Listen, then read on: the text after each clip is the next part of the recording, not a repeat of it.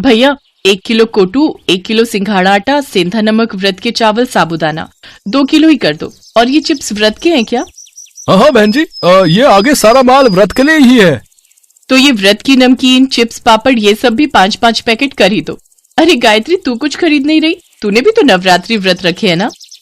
नहीं भाभी, व्रत में ये और मैं इतना कुछ नहीं खा पाते हैं। बस थोड़े से आलू ले लूंगी, वही उबाल लूंगी। अच्छा चल ठीक है भैया, ये सामान पैक कर दो और ये आपके पैसे। गायत्री, ये 2 थैले तू उठा लेगी क्या? हाँ भाभी, लाओ ये सामान मुझे पकड़ा दो। बस त्योहार आने की देर है, पर्स खुल ही जाता है। मैंने तो तुम्हारे जेठ जी से कल ही 20,000 रुपए अलग ले लिए थे कि नवरात्रि पूजन के लिए काम आएंगे। कन्या पूजन में बांटने के लिए सामान भी तो लेना है। गायत्री, एक काम कर, जरा वो सामने बर्तन की दुकान पर चलते हैं। सोच रही हूँ कन्याओं को स्टील की डिबिया बांट दूंगी। भैया, ये 1 दर्जन डिब्बी का सेट दे दो। गायत्री, तू कुछ खरीदेगी कन्याओं को देने के लिए? नहीं भाभी, अभी नहीं, आप खरीद लो। अच्छा चल, मेरी तो नवरात्रि की शॉपिंग हो गई। ले पकड़ ये थैले। रिक्शा भी नहीं मिल रहा है, जरा देख वहां रिक्शा कोई नजर आता है तो। मैं तो बहुत थक गई हूँ। सुधा और गायत्री दोनों देवरानी जेठानी थी। सुधा गायत्री की जेठानी थी।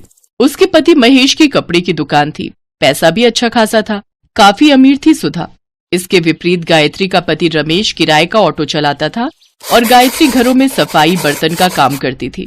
गायत्री और रमेश दोनों मिलकर ही घर का खर्चा चलाते थे। सुधा गायत्री का बहुत फायदा उठाती थी। गायत्री सुबह शाम घरों में काम करती तो दोपहर के समय सुधा अपने साथ काम पर लगा लेती। वो बेचारी जेठानी को मना भी नहीं कर सकती थी। दोनों के घर पास थे, इसीलिए सुधा अक्सर गायत्री को काम के बहाने बुला लेती थी। बात सुन गायत्री, ये थैले तो वहां रख दे और फ्रिज में कल के राजमा पड़े हैं, तू निकाल ले, लेती जा, बच्चे खा लेंगे। साथ में चावल उबाल लियो। और सुन, दोनों कमरों की बेडशीट भी बदलनी है, वो भी बदल दे। तकिए की कवर नए चढ़ा दे, मैं पलंग पर ही निकाल कर रखाई हूँ। इतने दिन से काम में ही लगी रहती हूँ, इसलिए हाथ ही नहीं पड़ रहा। अब मैं तुझे अपने घर में सफाई बर्तन के काम पर तो रख नहीं सकती, नहीं तो मोहल्ले वाले क्या कहेंगे कि मैंने अपनी देवरानी को काम पर रख लिया। इसलिए मुझे भी दूसरी काम वालियों को काम पर रखना पड़ता है, वरना मैं तो तुझे अच्छी पगार दे देती। अरे मैं तो भूल ही गई, बच्चे स्कूल से आने वाले होंगे। सुन, फ्रिज में अनार पड़े हैं, वो छील दे। बच्चे जूस मांग रहे थे, उन्हें निकाल कर दे दूंगी। कुछ दिन बाद नवरात्रि शुरू हो गए। सुधा और गायत्री दोनों ने अपने अपने घर में नवदुर्गा पूजा शुरू की। गायत्री अपने सामर्थ्य के अनुसार माँ दुर्गा को प्रसाद का भोग लगाती और इस प्रसाद को ग्रहण कर लेती। उधर सुधा रोजाना ही ढेरों व्रत के पकवान बनाती। गायत्री अपने और रमेश के लिए व्रत का थोड़ा बहुत कुछ खाने का बनाती और वही माँ दुर्गा को भोग लगाकर वे दोनों खुद खा लेते। सुनो, मैं सोच रही थी कि कल तुम जब शाम को आओगे थोड़ा कन्या पूजन का सामान खरीद लाना। ठीक है गायत्री, मैं लेता आऊंगा। अगले दिन रमेश ने जो पैसे कमाए उसमें से उसने ऑटो के किराए के पैसे दे दिए। बाकी उसके पास जो कुछ पैसे बचे थे उनसे उसने सामान खरीदा और पिछली सीट पर थैली रखकर ऑटो में घर आने लगा। तभी 2 लड़के उसके पास आए और बोले, भैया हमें थोड़ी दूर तक छोड़ दोगे? रात हो गई है, यहाँ कोई ऑटो वाला दिखाई नहीं दे रहा है। अब हाँ, मैं तो इसी रास्ते से घर जा रहा हूँ, आप दोनों बैठ जाओ, मैं छोड़ दूंगा। रमेश ने दोनों लड़कों को ऑटो में बिठा लिया। कुछ दूर जाकर वो दोनों लड़के उतर गए। रमेश घर आ गया, पर जैसे ही उसने सीट पर देखा तो उसके सामान की थैली गायब थी। रमेश समझ गया कि जो लड़के आखिर में उसकी सीट पर बैठे थे उन दोनों ने ही वो सामान उठा लिया। रमेश अब कुछ नहीं कर सकता था। गायत्री भी परेशान हो गई कि अगले दिन कन्या पूजन के लिए सामान कैसे खरीदेंगे।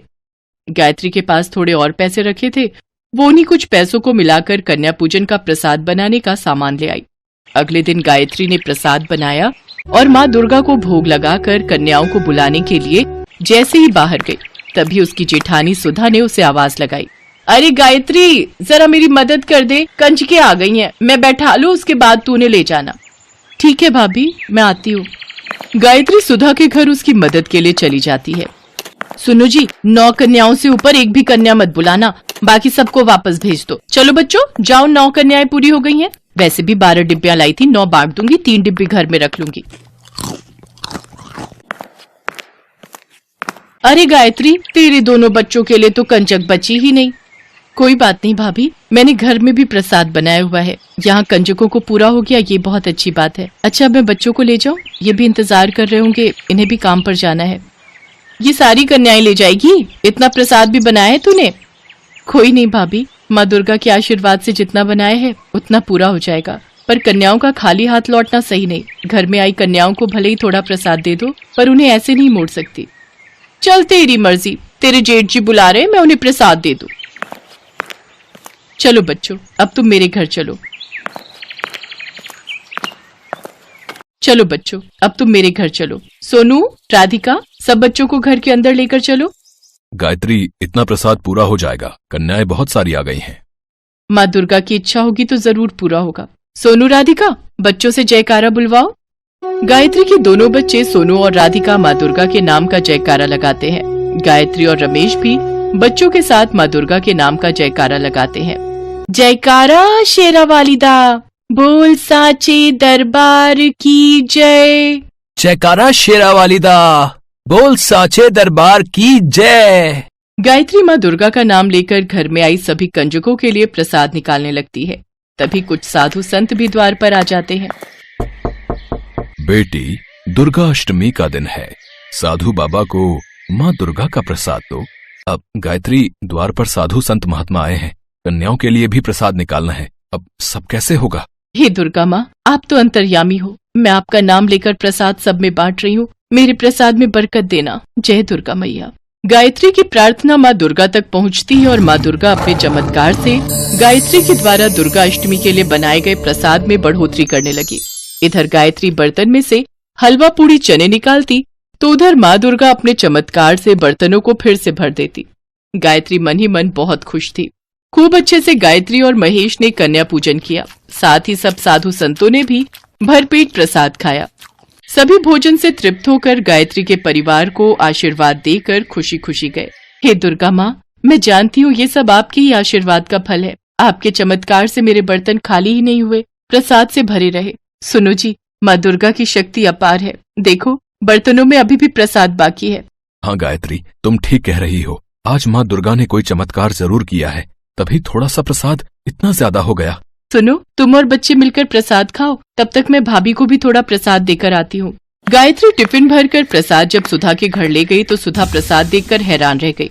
गायत्री, तेरा थोड़ा सा प्रसाद इतना हो गया कि तू मुझे भी देने आ गई, ये तो बहुत चौंकाने वाली बात है। मैंने तो इतना ढेर सारा प्रसाद बनाया, फिर भी हम घर के लोगों को ही पूरा नहीं पड़ा।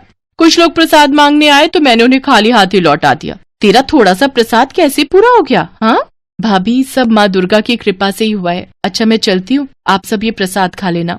गायत्री सुधा को प्रसाद देकर घर लौट आती है। उस दिन माँ दुर्गा के चमत्कार से सचमुच गायत्री के घर के भंडार भर गए। धीरे धीरे रमेश के काम में भी वृद्धि हुई और अब उनकी आर्थिक स्थिति में भी सुधार हो गया। इन सब के पीछे एक ही वजह थी और वो ये कि गायत्री ने निस्वार्थ भावना से सच्चे मन से नवरात्रि व्रत किए और दुर्गा अष्टमी की पूजा की। भगवान तो प्रेम के भूखे होते हैं। जो भी भक्त प्रेम और श्रद्धा से भगवान के नाम का पूजन करता है, भगवान उस भक्त से बहुत प्रसन्न होते हैं। कहते हैं माँ दुर्गा अपने भक्तों को कभी भी निराश नहीं करती। यदि उनकी पूजा सच्चे मन से की जाए तो वो अपने भक्तों के सारे कष्ट दूर कर देती है और अपने भक्तों के घर में धन धान्य और सुख समृद्धि की वर्षा करती हैं।